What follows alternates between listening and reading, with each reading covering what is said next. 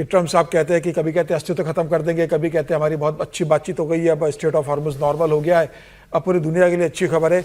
फिर बीच में एक दूसरे पर हमला शुरू हो जाता है। और अब जिस तरीके से ट्रम्प साहब ने कहा कि दोहा में स्टीव विटकॉफ का आया कि दोहा के रवाना हो गए, ईरान अभी भी उसके ऊपर सहमत नहीं है। उनका कहना है कि भाई जब तक अभी लेबनान के हमारे बारे में कंफर्मेशन नहीं आएगी कि लेबनान से इजराइल वापस नहीं होगा, तब तक हम इस पर कोई कमिटमेंट नहीं कर सकते।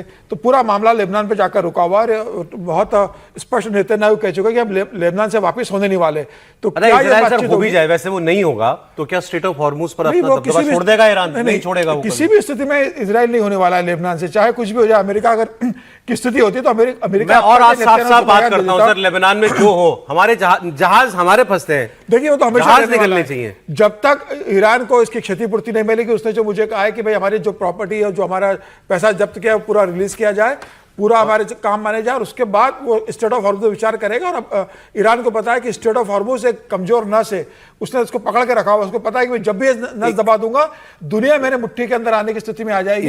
तो वो उसी को दबा के इस्तेमाल कर रहा है। एक खबर आपको देता हूं, अच्छी खबर तो नहीं है, बहुत नॉर्मल नहीं होने वाला है। अब जो हम बात कर रहे हैं कि कतर अब मेन मीडिएटर है, तो ये हवाली एक मैंने खबर ये पढ़ी कि कतर ने ये कहा है कि जब तक स्ट्रेट ऑफ हॉर्मुज पर MOU जो हुआ है उसकी इंटरप्रिटेशन पर दोनों लोग एक मत के ना हो जाए, अमेरिका और ईरान, तब तक जहाजों की आवाजाही स्ट्रेट ऑफ हॉर्मुज से सीमित रहनी चाहिए, ताकि कोई कंफ्यूजन किसी मतलब उस स्थिति में कोई नुकसान ना हो जाए। जैसे बीमारी दिया था एक जहाज, सिंगापुर के जहाज को। तो अब अगर मीडिएटर ये कह रहा है कि भी ज्यादा जहाज यहां से मत निकालो, तो फिर हम भाई संकट में आ गए। लेकिन वो जो कल भी हमने चर्चा की थी, कतर आज बोला है इंटरप्रिटेशन जी, कि जो अमेरिका ने कहा और ईरान ने जिसको लिया, वो इंटरप्रिटेशन जो है ना बहुत इंपॉर्टेंट है, जिस पे हम लोगों ने कल शायद चर्चा की थी कि जो अमेरिका ने कहा उसका मतलब ये है कि ईरान का कब्जा या ईरान उसको देखने वाला है। तो वो इंटरप्रिटेशन जब तक क्लियर नहीं होगा तब तक ये संकट बना रहेगा। और कतर की ये बात ठीक है, हम लोग तो परेशान हैं, इसलिए हमको लगता है कि खुल जाए। जब तक कोई बात ठीक से नहीं होगी, बल्कि ये रिस्की है। आप सोचें भी कि कोई ये एक्सरसाइज कर लेगा तो वो नहीं होना है। कतर मेरे ख्याल से ठीक बात कर रहा है कि जब तक इस मसले पर स्थिति साफ ना हो जाए, और ये बहुत जरूरी, बहुत लंबे समय के लिए है। ऑल्दो आज ही की ये खबर है, अखबारों में छपी हुई है कि भारत सरकार ने तेल उत्पादों की खरीद पर, बल्क बाइंग पर जो भी रिस्ट्रिक्शंस लगाए थे पिछले महीनों, वो हटा लिए।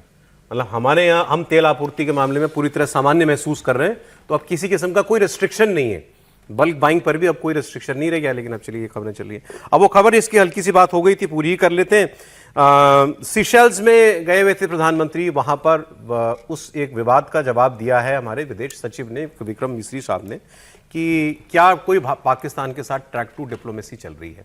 राम माधव जी का नाम आ गया था। राम माधव जी ने सफाई दी कि मैं किसी ट्रैक टू इवेंट में नहीं गया था, मैं एक टॉक इवेंट में गया था, सेमिनार टाइप में, और वहां मैंने अपनी बात की, मैं वापस आ गया।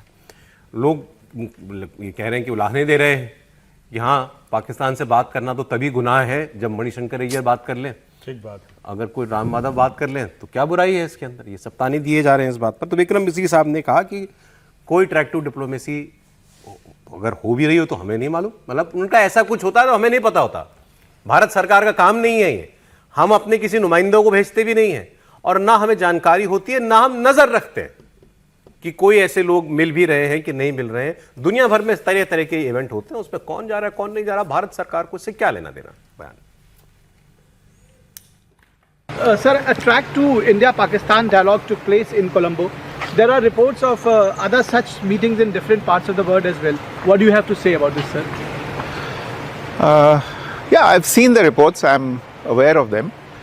And what I would say is that firstly, look, dozens of these kinds of events take place in dozens of places around the world on a whole variety of subjects. So there's nothing new, nothing special about these events. Secondly, as far as we are concerned, these are private events organized by private parties. There's nothing official about them as far as we are concerned. I mean, obviously I cannot speak for the government of Pakistan, but as far as the government of India is concerned, there is no official participation, no official support. Sir क्या कहावत है sir, क्या कि diplomacy में denial is no कभी नहीं होता ना। त्रिपाठी जी नहीं देखिए, जवाब पूर्ण है? मुझे लगता है कि भारत सरकार क्या ऐसी कोई कोशिश कर रही है, तो इसका जवाब विक्रम मिश्री जो कह रहे हैं वो एकदम दुरुस्त नहीं कर रहे। क्या अलग अलग लोग बातचीत करते हैं, तो इसका जवाब है बिल्कुल बातचीत करते हैं। ऐसा एक बहुत बड़ा समूह है जो लगातार इस तरह के काम कर रहा होता है।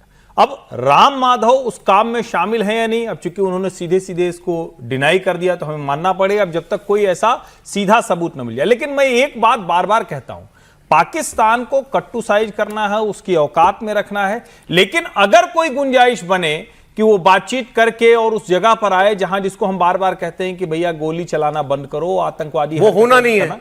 अगर वो नहीं होगा तो कैसे होगा? उसके अलावा कोई रास्ता नहीं है। लेकिन ये आप इसको जिसको कहते हैं एकदम से खत्म कर दें, ये नहीं हो सकता है ना, वो चौंकने वाला। और जो लोग ये कह रहे हैं कि मणिशंकर जी जाते तो अभी बड़ा हल्ला हो जाता और राम माधव के जाने पर नहीं हो रहा है, अगर सचमुच देश के हालात ऐसे हों कि पाकिस्तान लगातार आतंकवादी हरकतें कर रहा है, कोई बड़ी घटना हो रही है और उसके बीच में राम माधव चाय पीने चले जाएं, तो जैसे मणिशंकर के ऊपर टिप्पणी हो रही है वैसी ही टिप्पणी हो। इसको मिसाल समझौता पे धमकी दी है कि हाथ काट देंगे अगर पानी रोका तो।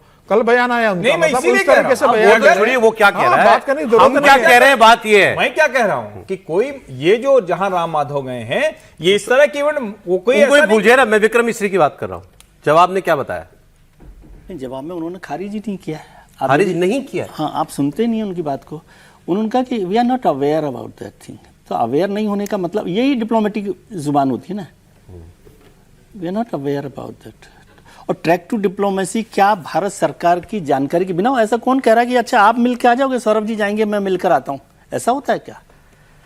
ट्रैक टू डिप्लोमेसी हमेशा अनऑफिशियल होती है और वो अनअवेयर ही होते हैं सब लोग जिनको भेजा जा रहा है। वो आपने विदेश सचिव को के बयान को ऐसे पढ़ा कि उन्होंने इस खबर को खारिज नहीं किया? खारिज नहीं किया, और मैं समझता हूँ डिप्लोमेटिक जुबान में ऐसी ही बात होती है।